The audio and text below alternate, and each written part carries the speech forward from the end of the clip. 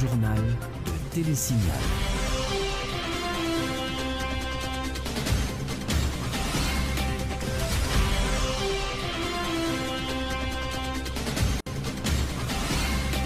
Bonjour, bonsoir à toutes et à tous. Bienvenue pour cette nouvelle édition du Grand Journal sur Télésignal. Merci d'être avec nous. À la une de l'actualité, Famille Lavalas sera aux prochaines élections. Après environ 15 années d'absence de la scène électorale, Maryse Narcisse a inscrit le parti ce 18 mars, date marquant le 4e anniversaire du retour d'exil de Jean-Bertrand Aristide. D'autres partis politiques dont l'OPL, l'Avenir et ALA ont confirmé leur inscription pour les prochaines compétitions électorales. Les autres structures ont jusqu'à vendredi pour s'inscrire ou confirmer leur inscription. Dans l'actualité également, Ariel Gentil-Vildroin, directrice générale de l'Institut du bien-être social et de recherche, récipiendaire du prix Femmes Courage Haïti 2015, décerné par l'ambassade américaine à Port-au-Prince. Dans l'actualité aussi, Haïti se prépare à accueillir la 12e édition de la Fête de la Caraïbe, Carifiesta, en août prochain. Le site web de l'événement culturel est lancé. 2500 chambres d'hôtel sont déjà prêtes à recevoir environ 2000 visiteurs. Lancement par le ministère de la Culture et de la quinzaine francophonie sous le thème Jeunesse, Femmes et Environnement. Des activités que supporteront notamment l'OIF et les ambassades du Canada, de la France et de la Suisse en Haïti. Voilà pour les titres, le développement dans un instant.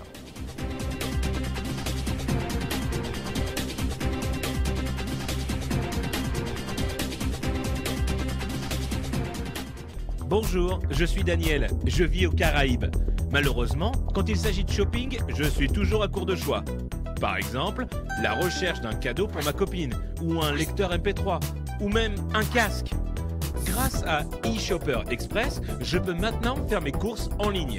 Les expéditions internationales de magasins en ligne étant si chères et souvent non disponibles, eShopper Express donne l'opportunité à ceux vivant hors des États-Unis de faire des emplettes comme s'ils y étaient. Il suffit d'aller sur le site www.eshopperexpress.com, ouvrir un compte gratuit et voilà, vous recevrez votre propre adresse aux États-Unis.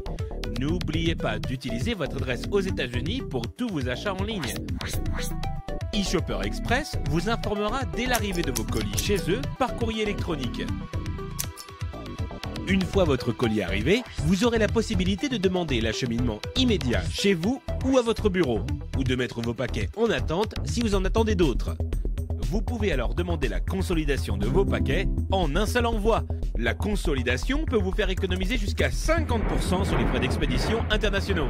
Incroyable! eShopper Express livrera vos colis à votre porte en quelques jours. Pas de soucis, pas de risque, pas de maux de tête. Pour plus d'informations, accédez à www.eshopperexpress.com.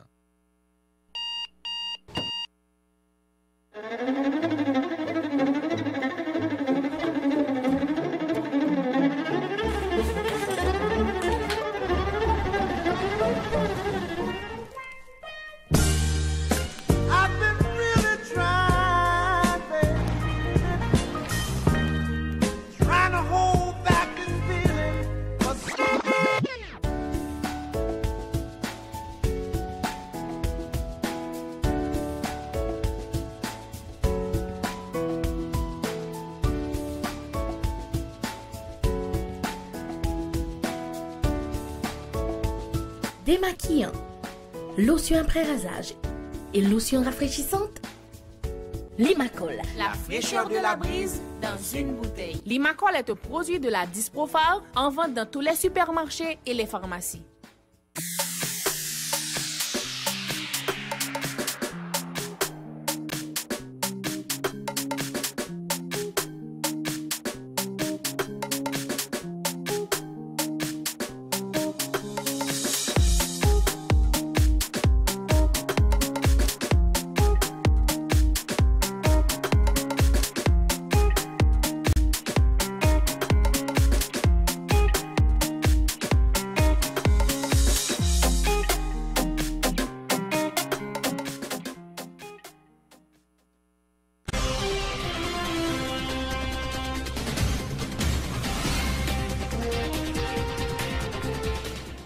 Merci de votre fidélité. Le développement du journal. Comme annoncé, poursuite ce mercredi des inscriptions et confirmations des partis politiques au CEP. Au nombre de partis qui se font inscrire ce 18 mars figure la famille Lavalas, le parti de l'ancien président Jean-Bertrand Aristide. La famille Lavalas, rappelons-le, avait rejeté le calendrier électoral soumis par le CEP à l'exécutif, proposant la tenue du scrutin en 3 tours, version qui a été adoptée par le président de la République. En dépit de son désaccord, famille Lavalas croit nécessaire de se faire inscrire dans le registre électoral au CEP, a affirmé sa coordonnatrice Maryse Narcisse, précisant toutefois que la mobilisation de son parti en faveur de la réalisation d'élections libres, honnêtes, transparentes et démocratiques vont continuer. Elle a par ailleurs fait remarquer la date du 18 mars marque le retour d'exil du fondateur du parti Jean-Bertrand Aristide, une date symbolique qui représente un réel retour de famille Lavalas sur la scène politique, croit Maryse Narcisse. On l'écoute au micro de Ludmilla Marc et Samus David François.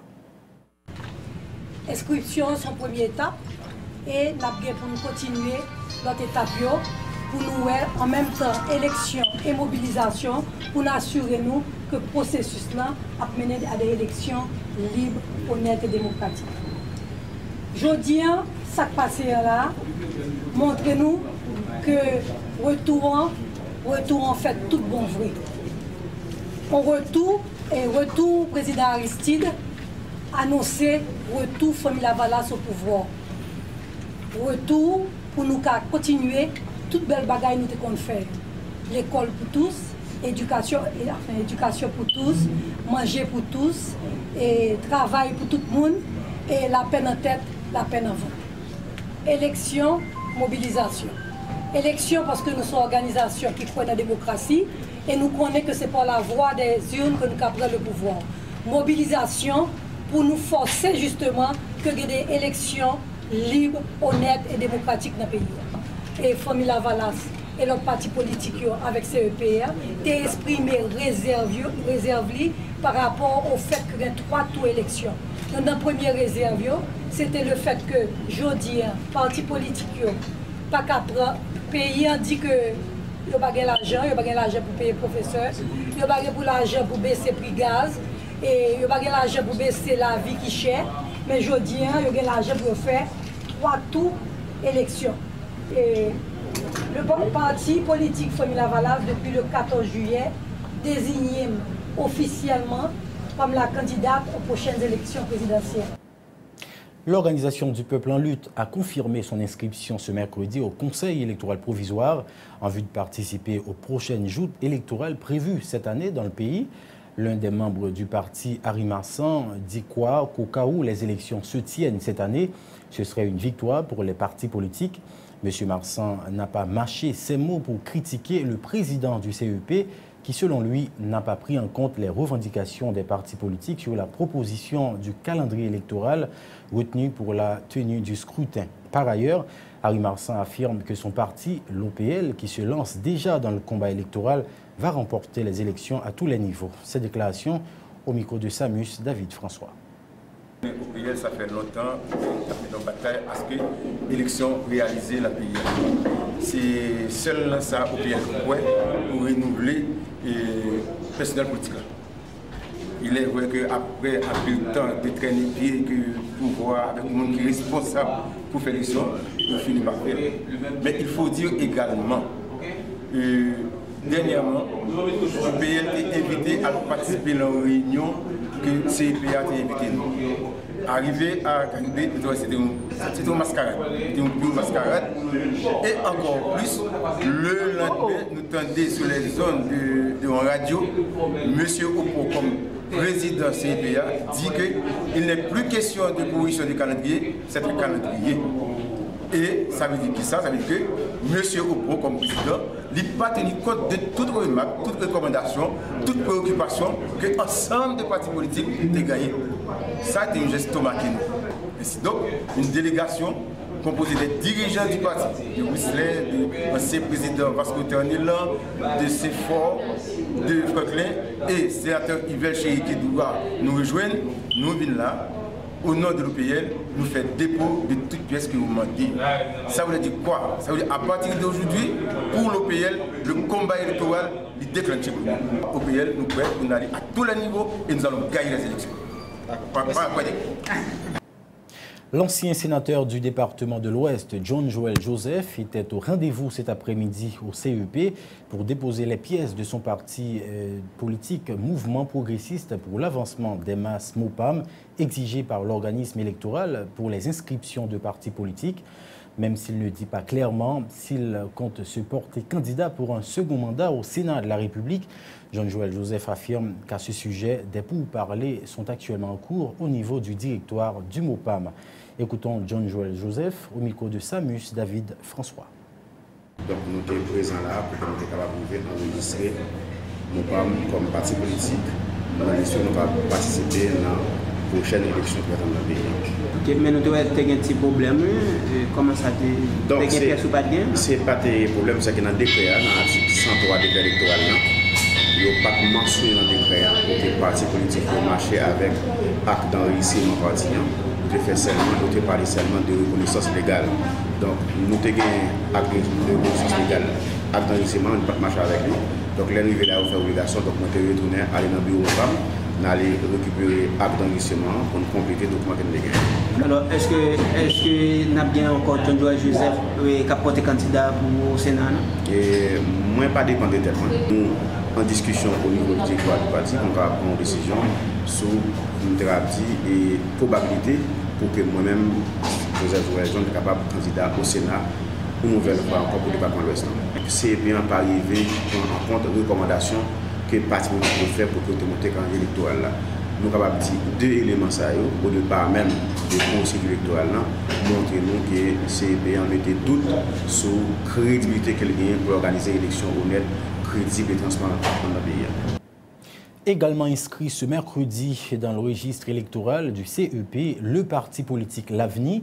Son représentant Éric Junior Prévost, qui répondait aux questions des journalistes, pense que seules les élections pourront garantir un climat d'apaisement au pays capable de relancer l'économie nationale. M. Prévost plaide en faveur d'élections libres et démocratiques dans le pays. De son côté, Maître Reynold Georges de l'Alliance pour la libération et l'avancement d'Haïti, ALA, a aussi confirmé l'inscription de son parti ce mercredi au CEP. Maître Georges en a profité pour lancer une mise en garde aux responsables du parti Haïti en Action, Yuri Latortue, actuellement conseiller spécial du président de la République, qui l'accuse d'avoir fait usage de l'emblème du parti ALA lors des élections de 2010. Une situation que Reynold Georges souhaite qu'il ne se reproduise plus tour à tour. Éric Junior Prévost, Reynold Georges, au micro de Ludmilla Marc et Samus David François. Présence L'Avenir dans l'élection, organisation L'Avenir comme nous connaissons, qui était très bien représentée dans l'élection 2011 et 2010. En instant encore une fois, nous prêts et on connaît que son organisation politique qui croit dans la démocratie et nous croyons dans l'alternance politique tout. Ça veut dire qu'il faut que nous changions le personnel politique là. C'est une raison aujourd'hui important pour nous devenir inscrits, pour nous participer dans l'élection, dans l'élection que nous faite là, et comme nous avons toujours demandé, comme participation L'Avenir dans différentes assises qui t'a fait, nous avons toujours souhaité que l'élection faite le plus tôt possible, le plus rapidement possible, pour que le pays connaisse calme et pour capable connaître Santa Carolina possible et relance économique pays pour que le pays capable de prendre chemin de développement économique de bon. Oui, la Tortue qui a utilisé l'emblème malade dans les dernières élections présidentielles, que nous avons dit monsieur qui est emblème malade, on ne va pas manger emblème parti, chaque parti a un emblème. Et nous avons écrit KIP à des gens, c'est ça sur répondre nous, et nous sommes renouveler ça là encore en temps. Pour y avoir pas manger emblème malade, qui sont pigeons avec une branche bois dans la bouche qui a survolé l'île d'Haïti. Parlons élection toujours. Les responsables du parti politique Confiance qui sont à couteau tiré avec l'un de leurs membres fondateurs, en la personne de Roudier Rivaux, ancien ministre de la Communication du gouvernement Lamotte, entendent prendre part aux élections. En ce sens, les dirigeants de Confiance ont déjà confirmé l'inscription de leur parti au CEP.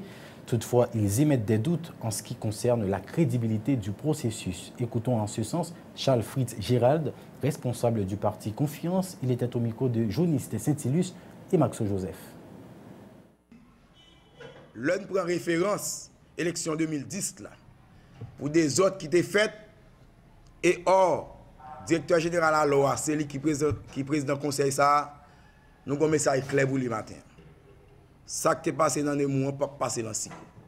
Ça qui est passé dans le verre là, il ne peut pas passer dans l'enterrement.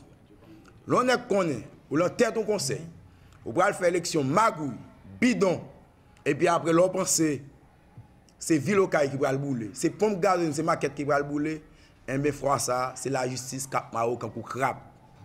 Maintenant, vous pouvez prendre responsabilité ou faire élection pour ne pas laguer pays à tout boum.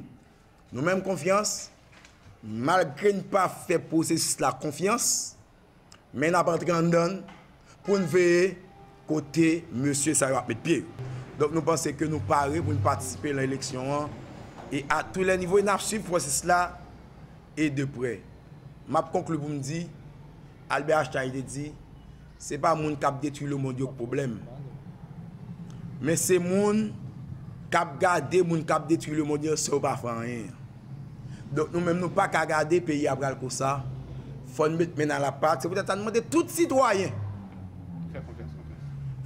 Faire impliquer la question politique pays. C'est ça qui a fait pays changer. Il ne faut pas quitter cette scène politique là seulement à une équipe de monde qui est impliquée dans presque tous les scandales. Nous l'avions annoncé en titre, l'ambassadeur des États-Unis à Port-au-Prince, Pamela Anwright, a décerné ce mercredi à Ariel Gentil-Vildroin le prix Femmes Courage d'Haïti 2015, un choix réalisé dans le cadre du programme Femmes Courage International institué par le département d'État américain en vue d'honorer le travail et les actions remarquables de certaines femmes à travers le monde jouant un rôle important au sein de leurs sociétés respectives. Ariel Gentil-Vildroin est actuellement directrice générale de l'Institut du bien-être social et de recherche.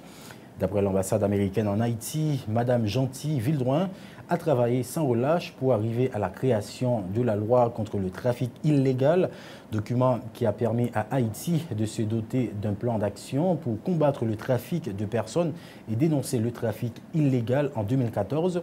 Rappelons qu'en mars 2014, c'est la militante des droits humains Colette Lespinasse qui dirigeait le groupe d'appui aux rapatriés et réfugiés Gare qui avait reçu le prix Femmes Courage d'Haïti. C'était également annoncé en titre, Haïti accueille du 14 au 23 août prochain la 12e édition de la Carifiesta qui se déroulera sous le thème « Nos racines, notre culture et notre avenir commun ». L'objectif de cette activité, qui regroupe les peuples de la région caribéenne au sein de la CARICOM, vise à mettre en valeur les diversités culturelles et artistiques des pays de la région. C'est aussi un moyen pour que les pays de la CARICOM se serrent les coudes. Le Premier ministre haïtien Evans Paul, qui a procédé ce mercredi à la primature au lancement du site web de l'événement, a donné la garantie que son gouvernement va tout mettre en œuvre afin de garantir le bon déroulement de l'événement qui permettra à Haïti d'étaler ses potentiels culturels aux autres pays de la région. Evans Paul au micro de Joniste Saint-Ilus et Wendy Henry.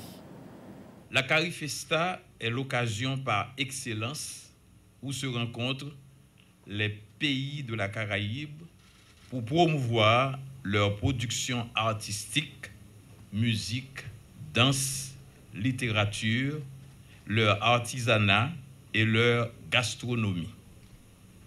C'est l'opportunité idéale pour ce pays, notre pays, Haïti, d'exposer son originalité dans ces domaines submentionnés.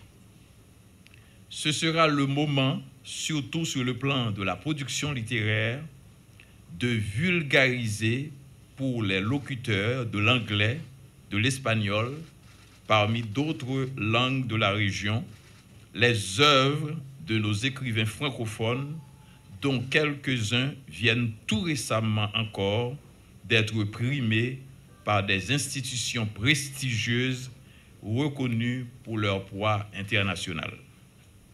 À 5 mois de Carifesta 2015, le gouvernement haïtien renouvelle son engagement et sa détermination à accompagner cet événement culturel qui constitue une nouvelle opportunité pour Haïti de montrer aussi ses potentialités touristiques et pour ses créateurs de témoigner de sa richesse et de sa diversité culturelle.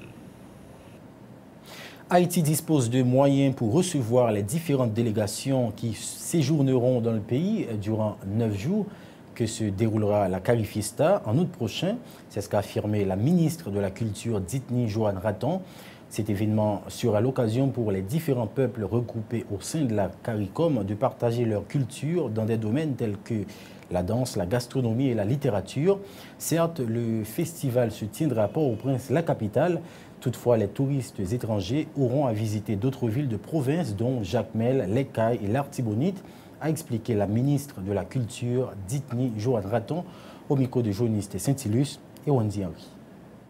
Moi, je voulais profiter de l'occasion pour me porter une petite précision sur la différence qu'il y a entre Carifesta et Carifiesta.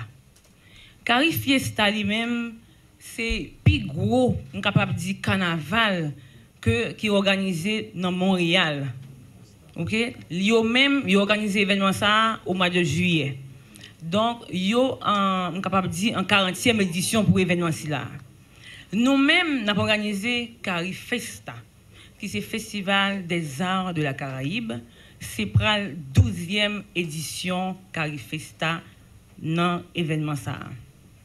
Donc, Carifesta lui-même a pour objectif pour unir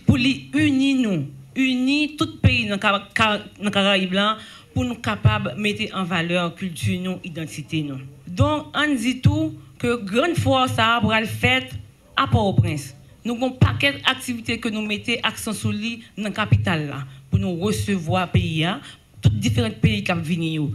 Après ça, nous avons un accent que nous mettons tout dans différentes régions, tant que Jacmel, Cap-Haïtien, l'Artibonite, Gelée, la plage Gelée, je pense que dans le sud là, nous allons mettre en évidence musique, non, culture locale. Non.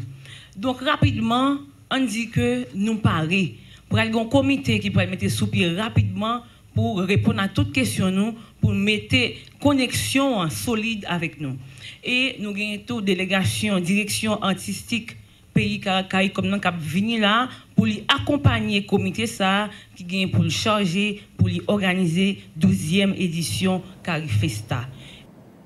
Environ 2500 chambres d'hôtel sont disponibles pour assurer l'hébergement des visiteurs dans le cadre de l'événement, selon des chiffres fournis par la ministre du Tourisme et des Industries créatives, Stéphanie Balmire-Vildroin. Des sites touristiques seront également aménagés pour mieux accueillir les étrangers, précise la ministre Stéphanie Balmire-Vildroin. On l'écoute. Je dis que le secteur touristique là paré, hôtelier yo paré, site touristique nous yo paré. Dans qui sens que yo paré, nous connaissons que il y a un pile d'investissement qui fait au niveau hôtelier. Jodi en Port-au-Prince, il y a plus de 2500 chambres de standard international. Et là, on a parlé de délégations CARICOM qui pourraient venir visiter le pays. On a parlé de à peu près une vingtaine de délégations. Chaque délégation a bien 100 à 150 personnes là-dedans. Donc, on a parlé à peu près de 2000 personnes qui viennent pour mettre en évidence culture de différents pays que y a venus représenter. Donc, dans ce sens, ça, tout hôtel dans la capitale, nous avons fait, nous avons parlé avec eux pour voir comment ils mettre des forfaits spéciaux pour les gens d'abord. Et de notre côté, Jean-Ministre l'a dit, nous allons mettre pas seulement en évidence Port-au-Prince, mais plusieurs destinations touristiques. Côté ministère du Tourisme, nous avons fait des aménagements de sites touristiques là-dedans. On a parlé de Jacmel, nous allons voir les gens, que ce soit Bassin Bleu, que ce soit dans différentes plages. Et à ce moment, nous avons assurez-nous que visiteurs qui viennent dans Carifesta et tous les grands artistes, ils ne pas seulement rester là en côté, mais à visiter différentes régions dans le pays en tout. De notre côté, le ministère du Tourisme travaille avec MAE, qui est responsable protocole et accueil, pour nous assurer que l'accueil au niveau de l'aéroport et transport logistique est fait correctement pour que nous soyons très satisfaits du service que Haïti a bail au niveau de l'accueil et de logistique transport. Comme annoncé, en collaboration avec l'OIF et les ambassades du Canada, de la France et de la Suisse en Haïti, le ministère de la Culture a procédé ce mercredi au lancement de la quinzaine de la francophonie qui prendra fin le 5 avril prochain. Plusieurs ministères, dont celui des Affaires étrangères, prendront part aux activités de la quinzaine de la francophonie qui se dérouleront sur tout le territoire national. Reportage Wesley Antoine et Yvon Seyid. Jeunesse, femmes et environnement, C'est le thème retenu par Haïti pour la quinzaine de la francophonie cette année. Une occasion favorable pour mettre l'accent sur les enjeux environnementaux et promouvoir les droits de la femme, souligne le ministre de la Défense, prenant la parole au nom du ministre des Affaires étrangères lors du lancement des activités. Au nom du président de la République, du Premier ministre et du gouvernement dans son ensemble, je déclare ouverte la quinzaine de la francophonie pour l'année 2015. Des problèmes environnementaux sur lesquels la secrétaire générale de l'OIF, Michaël Jean, met une emphase dans son message spécial à l'occasion de la Journée internationale de la francophonie. Message repris par le représentant de l'OIF en Haïti. Il est urgent de réagir et d'agir. Nous n'avons que trop attendu.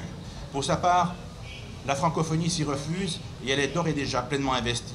Mais elle a besoin de toutes les énergies, de toutes les forces vives, et notamment de la jeunesse, pour que son plaidoyer soit largement relayé et pour qu'enfin soient pris des engagements concrets. Conférences, débats, projections de films, expositions de peinture, spectacles sont entre autres activités prévues du 18 mars au 5 avril dans la capitale et des villes de province. Une opportunité également de faire la promotion de certaines valeurs telles la solidarité, explique le directeur du ministère de la Culture. Les valeurs de solidarité, de paix, de progrès et de diversité culturelle soient intégrées d'année en année dans nos différents programmes. La quinzaine de la francophonie est réalisée chaque année dans le cadre de la célébration de la Journée internationale de la francophonie, un moyen de promouvoir la langue française et la diversité culturelle. Lors du lancement de la quinzaine de la francophonie, les représentants des ambassades de la France, du Canada et de la Suisse ont profité pour annoncer les activités prévues par leurs institutions respectives dans le cadre de la quinzaine de la francophonie. Suivons tour à tour leurs déclarations. C'est un concours d'œuvres d'art qui sera fait à partir de déchets et ce concours sera réalisé avec des élèves dans 10 écoles de Port-au-Prince.